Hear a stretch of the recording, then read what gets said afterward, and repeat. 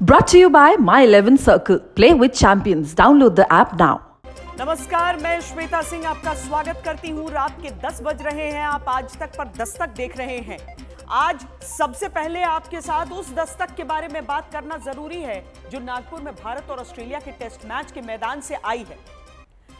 दरअसल आज रविंद्र जडेजा ने जो कमाल दिखाया क्रिकेट के मैदान पर, उसके बाद ऑस्ट्रेलियाई मीडिया पूरी तरीके से तिलमिला गई। रविंद्र जडेजा ने आज जब ऑस्ट्रेलियाई पारी को 5 विकेट पर तहस नहस किया तो अब ऑस्ट्रेलिया के खिलाड़ियों और ऑस्ट्रेलियाई मीडिया की तरफ से विवाद खड़ा किया जा रहा है। यह पूरा जो घटनाक्रम था उसमें हम आपको समझाएं कि लंबे समय के बाद टेस्ट के मैदान में वापसी कर रहे रविंद्र जडेजा ने 5 विकेट लेकर ऑस्ट्रेलियाई पारी 177 रनों पर समेटी। जडेजा की जादुई गेंदों के आगे ऑस्ट्रेलिया के बेस्ट बल्लेबाज स्टीव स्मिथ और लबुशन को भी हथियार डालना पड़ा। चोट से वापसी कर रहे जडेजा ने 22 ओवर गेंदबाजी करके 47 रन देकर 5 विकेट झटके।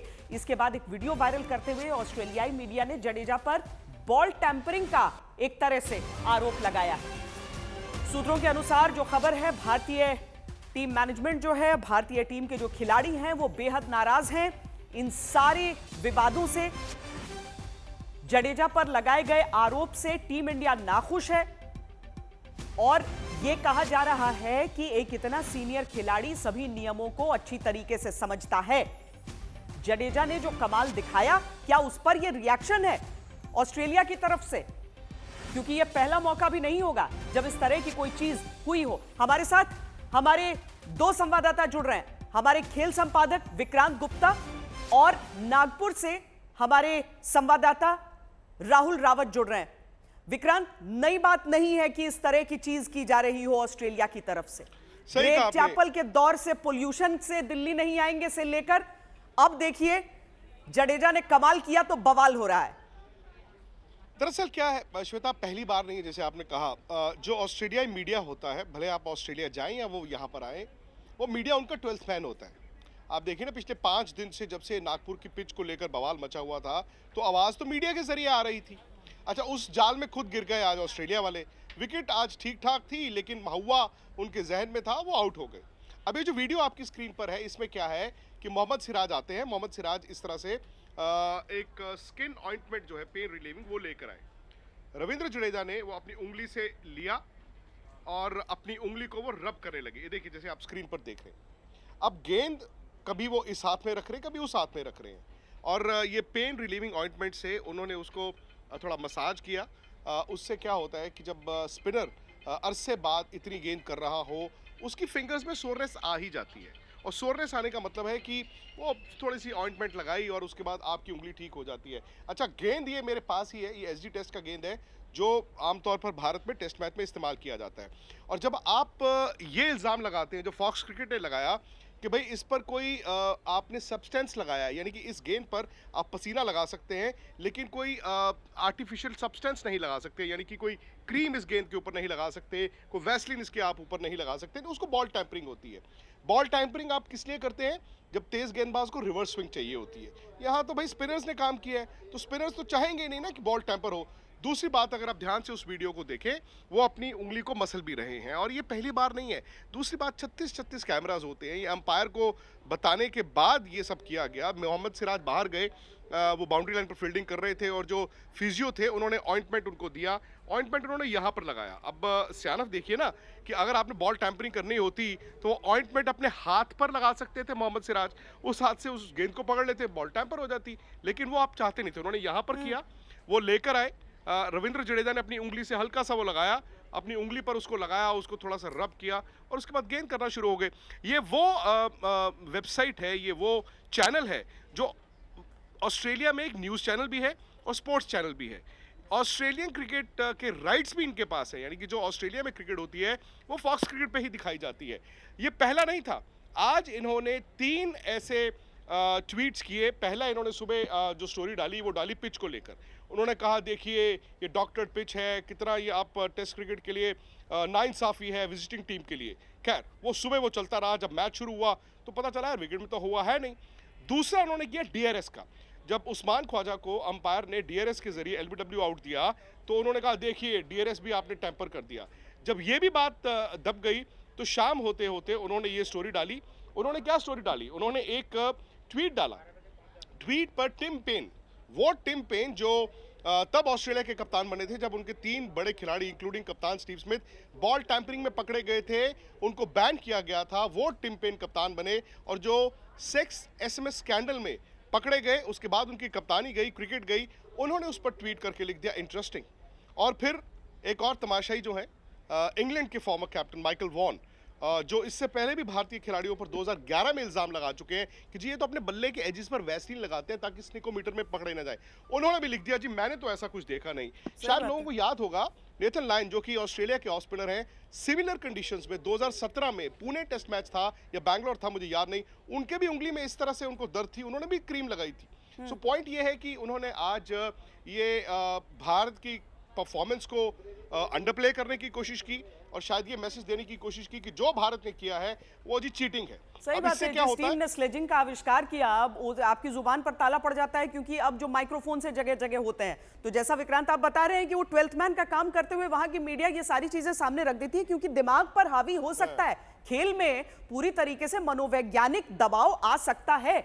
लेकिन राहुल, टीम इंडिया इस बात को तो जाहिर है समझ रही है, अगर टैंपरिंग ही है तो रविंद्र जडेजा की ही उंगलियों से उस गेंद पर होगा, ऐसा तो जरूरी नहीं है। मोहम्मद सिराज वहां पर मालिश करते हुए आ सकते थे धीरे से, अगर उन्हें छुपाना भी होता है इस तरह की चीजों को। टीम की तरफ से किस तरह की रिएक्शंस आ रहे हैं? टीम तो इस बात से काफी खफा है और यहाँ पे क्योंकि सवाल उठ गया है एक सीनियर प्लेयर की इंटेग्रिटी पे, यानी रविंद्र जडेजा पे। और दूसरी बात श्वेता, आपने खुद इतनी क्रिकेट कवर करी है, यूजुअली जब आप बॉल टैंपरिंग करते हैं तो आप एक तरफ बॉल को शाइन करते हैं, दूसरी तरफ बॉल को रफ करते हैं। जो ऑस्ट्रेलिया ने किया था सैंड पेपर गेट में, जो रफ था उसको आप स्क्रफ अप कर देते हैं ताकि बॉल रिवर्स अच्छा हो। यहाँ पे कोई लॉजिक नहीं था कि रविंद्र जडेजा ये काम करे और उनको क्या फायदा हो। वैसे ही आपने आधी टीम उनकी आउट हो चुकी थी, रविंद्र जडेजा विकेटें ले ही रहे थे, उनको कोई जरूरत नहीं थी। और रहा सवाल इंडियन टीम का, देखिए ये इंडियन टीम बहुत ज्यादा खफा है, टीम मैनेजमेंट इस बात से खफा है। हाँ, ऑस्ट्रेलिया प्लेयर्स ने अभी तक कुछ नहीं बोला, क्यों? क्योंकि वो क्या उनका जरिया है ऑस्ट्रेलियन मीडिया, क्योंकि वहीं से ये सारी इंफॉर्मेशन, ये बातें को बताया जाता है कि इसको तूल दीजिए। और आज जैसे सुबह सुबह जब ये बात हुई, पहला ओवर हुआ, उस्मान ख्वाजा लेग बिफोर होते हैं, डीआरएस होते हैं, तो ये भी एक मिथ है। ये जो फॉक्स जो as an organisation, media organisation है, ये यूके बेस्ड मीडिया ऑर्गेनाइजेशन है। जो डीआरएस होता है, जो हॉकाई है, जिसके बेसिस पे हम डीआरएस का रिव्यू सक्सेसफुल है या अनसक्सेसफुल है वो डिसाइड होता है, वहां पे ये जहां भी कहीं भी अगर हॉकाई इस्तेमाल हो रहा है, चाहे वो भारत में हो, इंग्लैंड में हो, ऑस्ट्रेलिया, यूएई, पाकिस्तान या कहीं पर भी हो, वहां पे वो उस ऑर्गेनाइजेशन यानी अंग्रेज ही ट्रैवल करते हैं, वही ऑपरेट करते हैं। तो वो मिथ भी वहां पे उनका खत्म हो गया कि भाई ये भी नहीं चलेगा हमारा। और 12th मैन जैसे कहा, और हम जब ऑस्ट्रेलिया जाते हैं अक्सर शुरू वहां से ऑस्ट्रेलियन मीडिया ही करती है। परसों स्टीव स्मिथ आए, उन्होंने कहा कि हाँ विकेट में थोड़ा ये है कि भाई जो लेफ्ट हैंडर है उसको थोड़ी दिक्कत होगी क्योंकि आपके जो लेफ्ट आर्म स्पिनर्स हैं उनके लिए बॉल थोड़ा ज्यादा टर्न करेगा, जो राइट हैंडर है उसके लिए थोड़ा कम टर्न करेगा। तो उसके बाद कल पैट कमिंस आए प्री मैच प्रेस कॉन्फ्रेंस के लिए, उन्होंने भी बड़ा कैजुअली उनको डिसमिस कर दी ये सारी बातें। क्यों? क्योंकि बातें कहीं और जाती है। क्योंकि हम लोग जब ट्रैवल करते हैं, जब आईसीसी टूर्नामेंट्स होते हैं या कहीं भी कोई भी सीरीज होती है, वहां पे सबको, सारे जर्नलिस्ट को, चाहे वो इंडियन मीडिया हो, ऑस्ट्रेलियन मीडिया हो, इंग्लिश मीडिया हो, जो भी एक्रेडिटेड मीडिया है, उसको एक समान ट्रीट किया जाता है। बट जब ऑस्ट्रेलियन या इंग्लिश टीम कहीं ट्रैवल करती हैं, उनके साथ उनकी मीडिया चलती है, उनके लिए separate press conferences, separate sessions लगाए जाते हैं। वहां पे ये भी बताया जाता है, ये सब चीजें भी बताई जाती है कि यार उसने ये किया, उसको थोड़ा तूल पकड़ा दो। अभी तक किसी ऑस्ट्रेलियन खिलाड़ी ने मैच रेफरी को तो कंप्लेन नहीं करी है, अंपायर को तो नहीं कंप्लेन करी। क्यों? क्योंकि जस्ट वो सोच रहे हैं कि भारतीय टीम को थोड़ा रैटल कर दे।